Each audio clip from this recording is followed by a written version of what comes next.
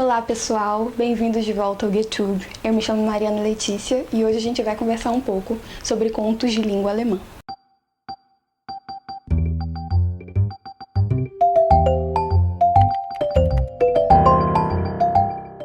Eu quis falar de contos porque eu acho que é uma boa oportunidade de conhecer novos autores, conhecer suas temáticas e também de conhecer novos gêneros literários. E como começar a falar de contos se não por eles, os contos maravilhosos infantis e domésticos dos irmãos Grimm.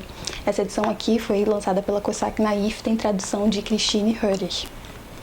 Jakob e Wilhelm Grimm nasceram em Hanau em 1785 e 1786. Foram grandes filólogos e linguistas e são considerados os fundadores da germanística. Eles ficaram muito conhecidos pelas histórias contidas nesse volume. Aqui nós temos histórias conhecidas pelo mundo inteiro, como por exemplo a da Chapeuzinho Vermelho, a da Bela Adormecida ou do Pequeno Polegar. Essas histórias são bem familiares ao público brasileiro, elas chegam para nós em diversas adaptações, tanto literárias quanto cinematográficas. Aqui elas estão reunidas em sua forma mais próxima do original. Isso porque, ao contrário do que muitos acreditam, esses contos não são autorais. Não, os irmãos Grimm não escreveram as histórias pelas quais eles se tornaram tão famosos, o que não faz o trabalho deles menos interessante. Como grandes estudiosos da língua e da cultura dessa região, que hoje a gente conhece como Alemanha, eles se preocupavam que as histórias propagadas pela tradição oral se perdessem devido ao contexto de conflitos políticos, conquistas territoriais e avanços militares. Eles queriam criar um espírito de união entre as pessoas dessa região. Eles se dedicaram ao trabalho de coletar essas histórias, indo de povoado em povoado, recolhendo essas narrativas para estabelecê-las em um texto. E as histórias contidas aqui apresentam fórmulas semelhantes, como por exemplo a do Era Uma Vez, e em praticamente todas elas, eventos maravilhosos acontecem com muita naturalidade.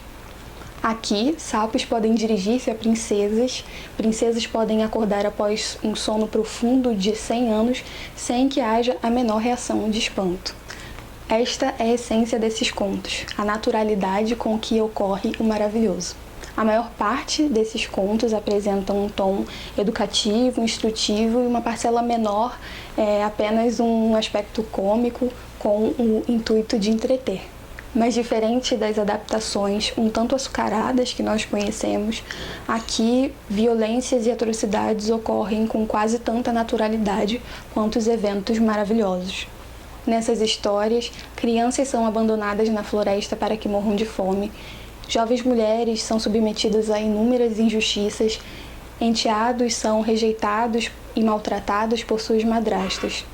O sofrimento e a crueldade se prolongam até mesmo nas tentativas de reverter as situações e de reestabelecer a justiça. Essa violência explícita gera até hoje reflexões sobre o seu papel nessas narrativas. Muito se pergunta se essa violência não teria o papel de destacar o aspecto positivo das histórias ou se ela não seria sentida, porque se tratando de contos maravilhosos, não se sabe se seria cabível atribuir a esses personagens dimensões psíquicas e anímicas. Fato é que desde a publicação original, esses contos geram diversas interpretações e assim há de continuar sendo. Eu recomendo muito essa leitura para quem gostaria ou de começar a ler literatura alemã ou para quem se interessa por contos.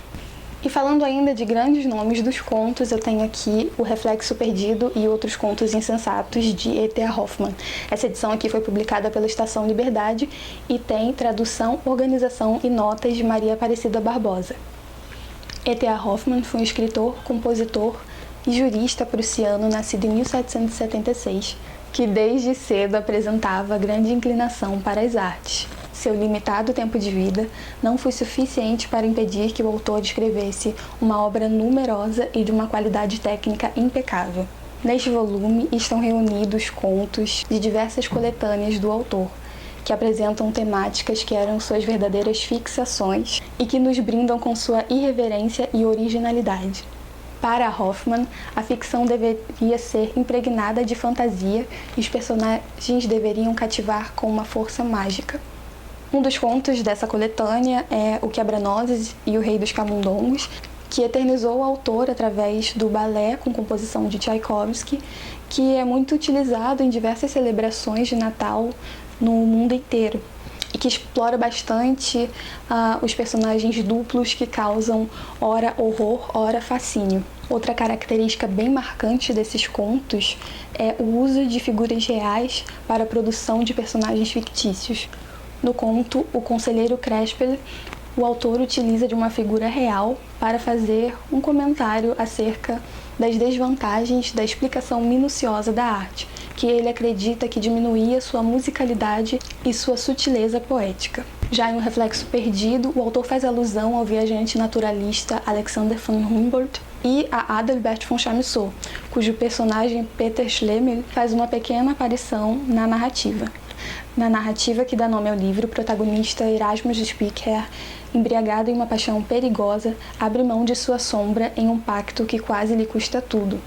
Aliás, o pacto é também uma característica muito comum na produção de Hoffmann. Em Kreisleriana, o autor apresenta uma reflexão acerca da música e traça um elogio a Beethoven, a quem o autor tanto admirava.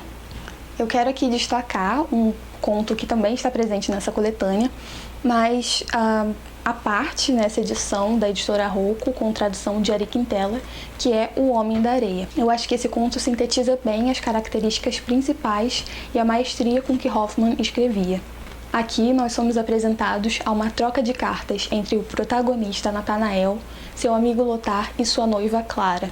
Nessas cartas, Nathanael relata o horror e a angústia que sentiu ao se deparar com uma figura que o fez relembrar de um grande trauma de sua infância. Ele acredita que essa figura é, na verdade, o Homem da Areia, que ele conheceu em um conto de horror em sua infância e que ele acredita que esteve envolvido na morte de seu pai.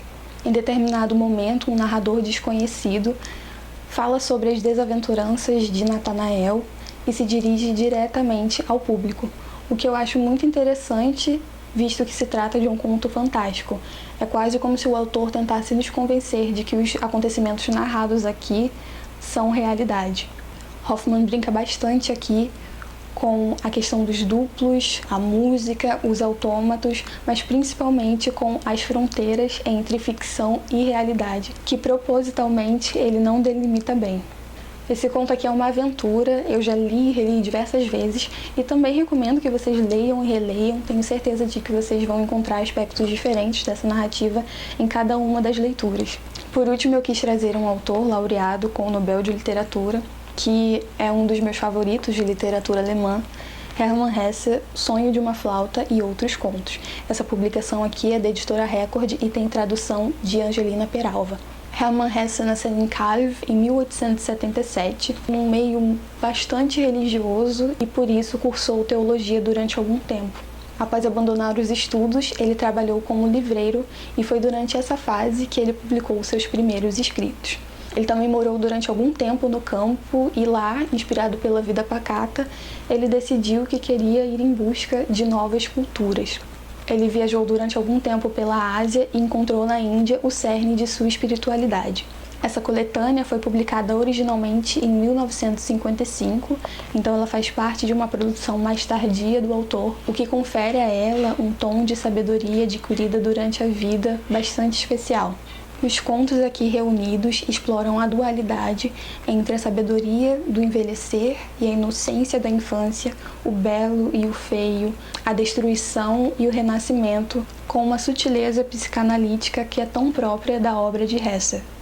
No conto que dá título ao livro, Sonho de uma Flauta, um pai diz a seu filho que ele deve ir conhecer o mundo, o presenteia com uma flauta e diz a ele que toque apenas canções belas. Esse filho se põe no mundo e na estrada conhece uma bela moça para quem toca lindas canções e com quem conhece a beleza e a bondade do amor. Como precisa continuar a sua caminhada, ele abandona essa moça e se dirige a um rio. Lá, ele toma um barco onde o homem ao leme canta canções um tanto quanto belas, mas sobre coisas não tão belas assim. Ele canta sobre o medo, a angústia e a impetuosidade da natureza. Assim, esse jovem se vê confrontado com a realidade que o cerca e pensa em voltar para o mundo belo que ele conhecia. Essa aqui é uma bela alegoria sobre a beleza, a angústia e os caminhos inevitáveis da vida. Eu espero que vocês tenham gostado dessas indicações. Me contem aqui nos comentários se vocês já leram algum desses contos ou dessas coletâneas. Se inscreva aqui no canal para continuar em contato com o conteúdo de literatura alemã e a gente se vê no próximo vídeo. Tchau, tchau!